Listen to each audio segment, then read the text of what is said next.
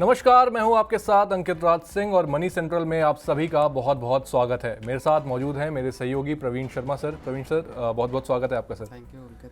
Money central एक ऐसा show है जहां हम बात करते हैं गवर्नमेंट पॉलिसीज़ की, आपकी जेब की, शेयर बाजार की और देश की आर्थिक सेहत की। तो मनी सेंट्रल की शुरुआत करेंगे उससे पहले आप जान लेते हैं कि आज के शो में किन मुद्दों पर हम बात करने वाले हैं। तो देखिए, सबसे पहले बात करेंगे एफडीआई यानी कि फॉरेन डायरेक्ट इन्वेस्टमेंट की। दिसंबर तिमाही के एफडीआई के आंकड़े आए हैं, ये क्या बताते हैं इस पर भी चर्चा करेंगे। और साथ ही आज बात करेंगे शेयर बाजार की और देश की सबसे बड़ी बीमा कंपनी एलआईसी की। बाजार की आंधी में एलआईसी के भी हाल अब खराब हो चुके हैं। एलआईसी को कितना बड़ा नुकसान बाजार में हुआ है, ये इस बात पर भी चर्चा होगी। और साथ ही आज बात करेंगे म्यूचुअल फंड्स की और महिलाओं के इन्वेस्टमेंट की। क्या महिलाएं पैसा लगाने में अब आदमियों से ज़्यादा समझदार हो चुकी हैं, इस मसले पर भी चर्चा होगी। और ये सभी बातें आज हम मनी सेंट्रल में करने वाले हैं। तो चलिए मनी सेंट्रल की शुरुआत करते हैं और बात करेंगे सबसे पहले फॉरेन डायरेक्ट इन्वेस्टमेंट यानी कि एफडीआई की। अक्टूबर से दिसंबर के बीच यानी कि पिछले 3 महीनों के दौरान देश में आने वाले एफडीआई साल दर साल आधार पर करीब 6% घटकर अब 10.9 अरब डॉलर रहा है। ग्लोबल लेवल पर आर्थिक जो निश्चितताएं हैं उनके चलते ये गिरावट हमें देखने को मिली है। पिछले साल इसी तिमाही में करीब 11.55 अरब डॉलर एफडीआई आया था। शेयर बाजार में पहले से एफआईज बड़े पैमाने पर बिकवाली में जुटे हुए हैं। FY25 की बात करें तो करीब 4.5 लाख करोड़ रुपए की बिकवाली इस समय तक एफआईज की तरफ से होती हुई हमें नजर आई है। 2025 में ही एफआईज ने करीब 1.5 लाख करोड़ रुपए से ज़्यादा की सेल ऑफ यहाँ पर करते हुए नजर आए हैं। प्रवीण सर, सबसे पहले ये समझना चाहेंगे कि आखिर ये जो एफआईज का जो सेल ऑफ है वो कितना बड़ा असर डाल रहा है इकॉनमी को लेकर के। और लगातार अभी तक हम सुन रहे थे कि डीआईज ने कहीं ना कहीं बाजार को सपोर्ट किया हुआ है। क्या अब वो सपोर्ट भी खिंचता हुआ नजर आ रहा है? बिल्कुल, देखिए एफआईआईज का जो बिकवाली है वो मार्केट के लिए इस वक्त की सबसे बड़ी चुनौती है, सबसे बड़ी चिंता और परेशानी है। लगातार जो हम पिछले साल अक्टूबर का पीक बना था सितंबर के आखिर में, उसके बाद से बाजार लगातार गिरा है। एफआईआईज ने बड़े पैमाने पर इसी साल 1.5 लाख करोड़ से ज़्यादा की जो बिकवाली की है वो एक फैक्टर है। उसके साथ अब जो एफडीआई का आंकड़ा आया है, जो फॉरेन डायरेक्ट इन्वेस्टमेंट का आंकड़ा आया है, वो भी एक तरह से चिंता पैदा करने वाला है कि आखिर देश में जो आने वाला विदेशियों का पैसा है, एफडीआई बेसिकली एक लंबे वक्त के लिए होने वाला इन्वेस्टमेंट है जो अलग अलग कंपनियों में मैन्युफैक्चरिंग हो गई, इंफ्रास्ट्रक्चर हो गई, उसमें लगता है और देश के लिए पैसा ये मददगार साबित होता है। अब वो जब आंकड़ा घटा है आपका 10.9 बिलियन डॉलर के आसपास आया है दिसंबर तिमाही में और लगभग 6% की उसमें साल दर साल आधार पे गिरावट है, तो वो थोड़ी सी फिक्र जरूर पैदा कर रहा है। उसको अगर हम इस बात से क्लब करके देखते हैं कि जिस तरह से सितंबर तिमाही के ग्रोथ के आंकड़े थे, हालांकि जो 5.4% पे थे, उसके बाद जब दिसंबर तिमाही के आंकड़े आए वो 6.2% पे आए, तो थोड़ी राहत भले आई। लेकिन अगर हम कंजम्पशन को जोड़ते हैं, अगर हम एफडीआई को उसके साथ जोड़ते हैं, ग्रोथ को जोड़ते हैं, तब तस्वीर थोड़ी सी मुश्किल हो जाती है। खुद सरकार ने लगभग 100 बिलियन डॉलर का सालाना एफडीआई का टारगेट रखा है। और इस साल अगर हम मौजूदा फिस्कल के पहले 9 महीने अप्रैल से दिसंबर की बात करें तो ये पिछले साल के मुकाबले तो 27% बढ़ा है, लेकिन ये अभी 40 बिलियन डॉलर के आसपास है। अब आप समझ लीजिए कि दिसंबर के बाद जनवरी, फरवरी और मार्च 3 महीने में क्या 60 बिलियन डॉलर का इन्वेस्टमेंट आ सकता है। ये थोड़ा सा एक चैलेंजिंग सिचुएशन है। लेकिन अब जो बात आ रही है कि आखिर हुआ क्यों है, बड़ी वजह ये बताई जा रही है कि ग्लोबल अनसर्टेनिटीज है और कोविड के बाद एक जो एफडीआई को लेकर फ्रेंजी बनी थी, एक जो पूरा माहौल गरमाया था, वो अब धीरे धीरे ठंडा पड़ने लगा है। दुनिया भर के तमाम देशों में एफडीआई का जो इन्वेस्टमेंट है उसमें उतनी सरगर्मी अब नहीं है और वही असर भारत में दिखाई दे रहा है। चाहे रूस यूक्रेन की जंग रही, इजराइल हमास की जंग रही, तेल को लेकर चीज़ें रही और उसके बाद अमेरिका में ट्रंप के आने के बाद अब जो टैरिफ को लेकर पॉलिसीज़ है वो एक बड़ी वजह बताई जा रही है। हालांकि मैं एक चीज़ और बताऊं, एनालिस्ट जो कह रहे हैं वो ये भी कह रहे हैं कि केवल और केवल ग्लोबल फैक्टर इसकी वजह नहीं है, घरेलू कारण भी इसके पीछे हो सकते हैं जिनको कि सॉल्व किया जाना जरूरी है। जो मुख्य आर्थिक सलाहकार वी अनंत नागेश्वरन है, उन्होंने भी ये बात कही है कि हमको एक स्ट्रक्चरल रिफॉर्म और दूसरे ऐसे कदम उठाने होंगे जिससे देश में एफडीआई आए, फाइनेंशियल इंक्लूजन करना होगा ताकि उसको सपोर्ट मिले।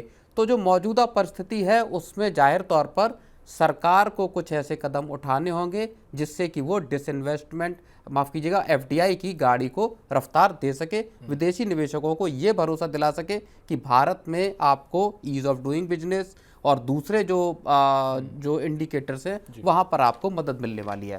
बिल्कुल प्रवीण सर, जैसे कि आपने हाईलाइट किया कि हमारे सिर्फ ग्लोबल इश्यूज नहीं हैं, डोमेस्टिक भी इश्यूज हैं। ग्लोबल लेवल पर देखें तो ट्रम्प की तरफ से एक उनका जो टैरिफ कार्ड है वो लगातार प्ले किया जा रहा है और साथ ही डोमेस्टिक इश्यूज भी हमारे लगातार बने हुए हैं, कंजम्पशन को लेकर के हैं। तो क्या आने वाले समय में, मतलब अगर हम 6 से 1 साल की बात करें, कहीं पे कोई चीज़ स्टेबलाइज होते हुए नज़र आ रही है यहाँ पे?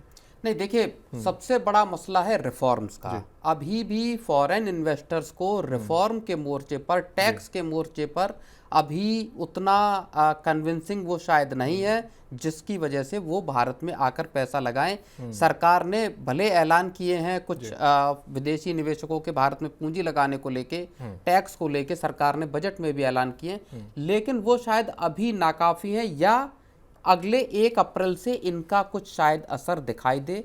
इन सब के बावजूद सरकार को रिफॉर्म की गाड़ी को बढ़ाना पड़ेगा, वहां पर कुछ ऐसे कदम उठाने पड़ेंगे, चाहे ईज ऑफ डूइंग बिजनेस हो। अभी भी जो कदम पिछले कुछ वक्त में सरकार ने उठाए हैं वहां असर दिखे हैं, लेकिन और बड़े पैमाने पर व्यापक स्तर पर कदम उठाने होंगे। आप देखिए, भारत में ही जो कंपनियां हैं वो केपेक्स लगाने में पीछे हटी हैं, अपना कैपिटल एक्सपेंडिचर करने से कंपनियां हाथ पर पीछे खींची हैं। पूरा का पूरा जो ग्रोथ निकाल रही सरकार वो खुद के सरकारी जो पैसे खर्च है उसके बदौलत निकाल रही हैं। तो कंपनियां जब भारत की ही इस बात को लेकर राजी नहीं है कि वो पैसा लगाएं, तो विदेशी इन्वेस्टर्स को आप किस तरह से राजी करेंगे? ये एक बड़ा मसला है जहां पे कि सरकार को थोड़ा सा सोचने की जरूरत है, रिफॉर्म करने की जरूरत है। बिल्कुल, तो मतलब ग्लोबल अनसर्टेनिटीज़ तो हैं ही, लेकिन अगर जो उनका सल्यूशन है वो कहीं ना कहीं यहाँ पर पॉलिसीज़ के थ्रू और रिफॉर्म्स के थ्रू ही जो है डोमेस्टिक जो हमारी दिक्कतें हैं उन्हें भी यहाँ पर सॉल्व किया जा सकता है। चलिए, एफडीआई के आंकड़ों के बाद अब बात करेंगे शेयर बाजार की। बाजार में बीते 5 महीने से जारी जो हाहाकार ने अच्छे को ढेर कर दिया है। अब जो आंकड़े आ रहे हैं वो बताते हैं कि देश की सबसे बड़ी बीमा कंपनी को भी बाजार ने बड़ा झटका दे दिया है।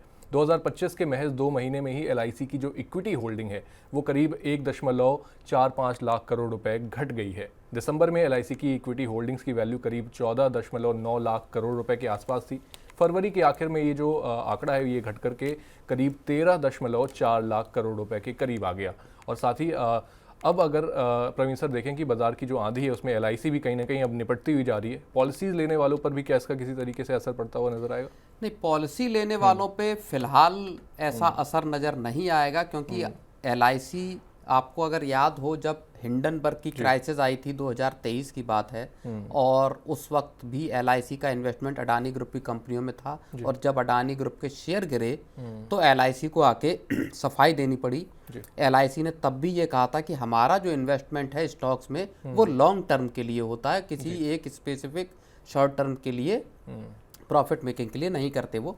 तो ऐसे में लॉन्ग टर्म का इन्वेस्टमेंट एलआईसी का शेयरों में रहता है, और उस हिसाब से अगर आप देखें तो भारतीय बाजारों का जो रेजिलियंस है, या जो हमने पिछले उदाहरण देखे हैं कि जब भी बाजार गिरे तो उसके बाद रिकवर किए, तो उस हिसाब से पॉलिसी होल्डर जो हैं जिन्होंने बीमा पॉलिसीज खरीदी हैं उनके लिए फिलहाल कोई डरने की, परेशान होने की कोई बात नहीं है।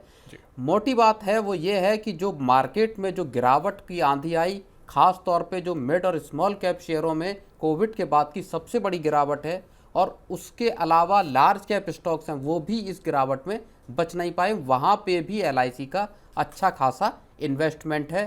करीब 310 शेयर ऐसे हैं जिनमें एलआईसी का 1% से ज़्यादा का इन्वेस्टमेंट है।